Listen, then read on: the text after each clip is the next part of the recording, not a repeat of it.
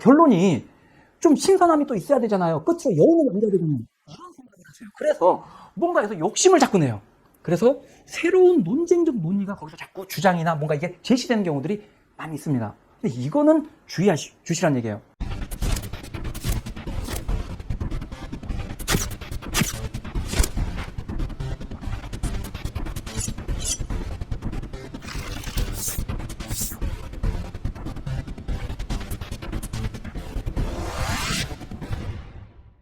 이제 결론 구성은 어떻게 해야 될지 한 번 더 이제 따져보도록 하죠.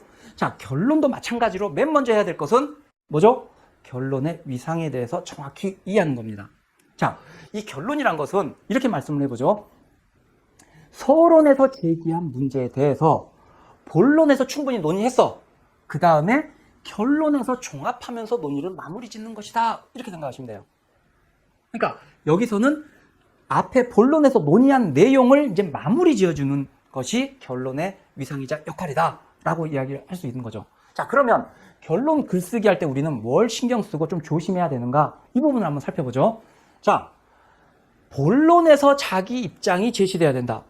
자, 이 문장이 좀 헷갈리시는 분들도 있을 텐데 여기 따옴표를 해놨습니다. 무슨 얘기냐, 결론, 내 입장이란 것은 본론에서 나오는 거지 본론에서는 결론을 내지 않고 뭔가 논의가 아직 다 안 끝났어. 그 상태에서 결론에 가서 결론을 내는 게 아니라 실제로 내 입장이 어떻고 왜 이런지, 그럼 어떻게 해야 되는지, 이 모든 논의를 본론에서 끝내는 겁니다.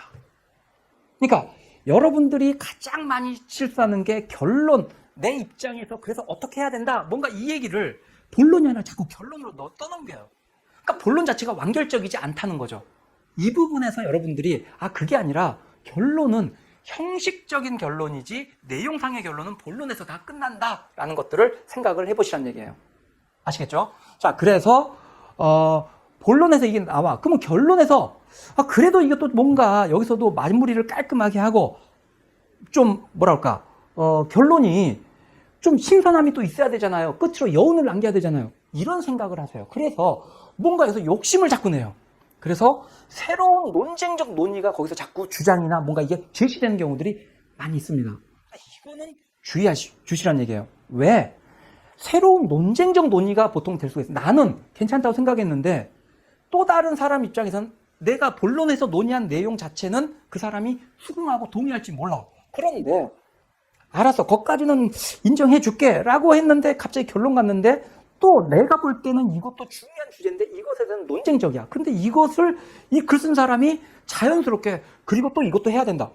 내가 위에까지는 인정할지 모르겠지만 이거는 인정 못하겠는데 라고 생각할 수도 있습니다, 상대방이. 그러니까 여기서 뭐냐면, 근데 결론은 근다고 해서 그거를 세세하게 논의를 또 정리할 만한 그런 여지는 공간은 없어요, 결론에서. 그렇기 때문에 결론에서 새로운 논쟁적인 논의, 뭔가 이게 될 수 있는 가능성 있는 것들은 새로 결론에서 이야기하지 마시라는 얘기예요.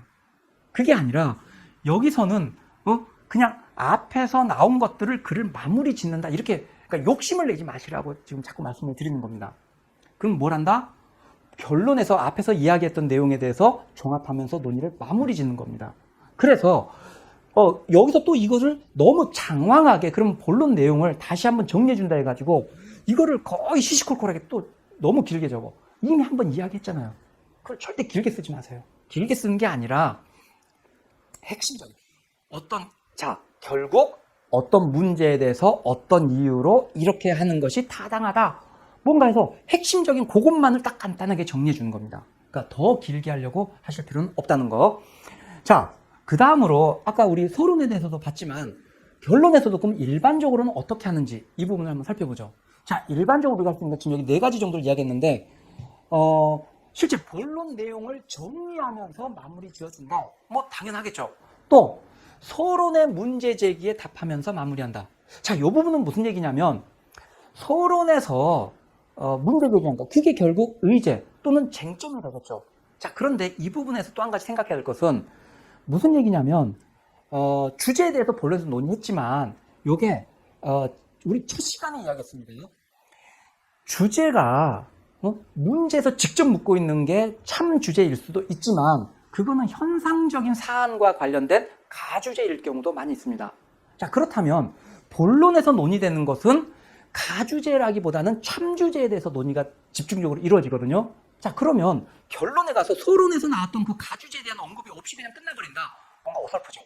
그렇기 때문에 결론에서는 본론 내용에서 참주제에 대해서 어떤 입장을 가져야 된다가 나오겠지만 그거 플러스 다시 소론에 나온 것을 다시 끄집어내서 그 가주제에 대해서 내가 답을 하면서 마무리 지어주는 거. 자, 이런 걸 우리가 흔히 또 뭐라고 하죠? 맨 앞에 나온 걸 맨 마지막에 다시 한번 환기시키면서 맨 앞과 그러니까 머리와 끝이 하나의 서로 연관성을 갖는 거. 수미상관의 논리의 구조에 따라서 글을 써주는 방식이 되겠죠. 이것도 가장 많이 쓰이는 방식 중에 하나입니다. 자, 그 다음에 본론을 요약하고 전망, 재언을 덧붙이며 마무리.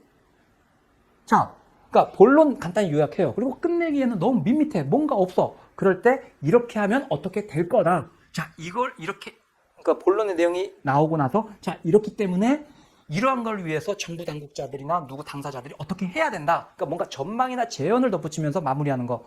이것 또한 아주 좋은 방식이겠죠. 자, 그 다음에 기대하거나 당부하면서 마무리. 뭐 내용이 본론 요약이 너무 어렵거나 그럴 경우는 이 방식도 있죠. 근데 지금 아마 여러분들이 지금 이번 문제는 쭉 보다 보니까 뭔가 약간씩 중첩되는 느낌이 있을 거예요. 사실은 결론 쓰기에는 그렇게 많은 방식이 있을 수가 없습니다. 근데 그 중에서 어디에 더 강조점을 두느냐 또는 이 몇 가지를 조합해서 하나의 방식으로 하느냐 이렇게 생각하실 수 있을 겁니다. 자, 그래서 이 경우는 근데 사실은 뭐 1번, 2번, 4번 다 마찬가지지만 이런 것들을 거의 다 하나로 종합적으로 하나 하는 방식이 바로 이 3번이라고 볼 수도 있겠죠. 본론을 요약하면서 거기에다 전망, 재언을 덧붙이며 마무리하는 방식. 이게 아마 여러분들이 언론사 또는 방송국 시험에서 가장 많이 접하는 그런 어떤 스타일의 결론 구성 방식이 될 것 같습니다.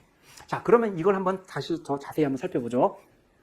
자, 그래서 여러분들이 앞으로 하나 익숙해져야 될 방식은 바로 이 방식. 전체 논의를 먼저 간단하게 정리해 주는 겁니다.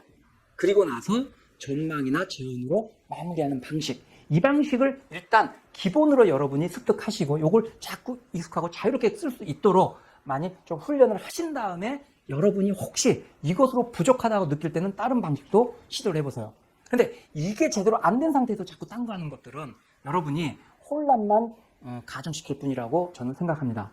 자, 그러면 요 각각의 부분을 좀 더 살펴보면 자, 전체 논의 정리다. 이거는 뭐냐면 본론 중에서 자신의 주장, 주요 논거 이거 자체가 나오는 거죠. 그렇죠? 그러니까 본론이 그 쟁점 주제와 관련해서 논의가 이루어진 곳이잖아요. 거기에서 내 입장과 그 주요 논거가 무엇이었는지 이걸 찾아서 그걸 가지고 정리해 주는 거죠. 절대 길게 들어가면 안 되죠. 그 다음에 아까도 말했지만 서론의 문제 제기에 대한 입장 정리. 그러니까 뭐냐면 서론.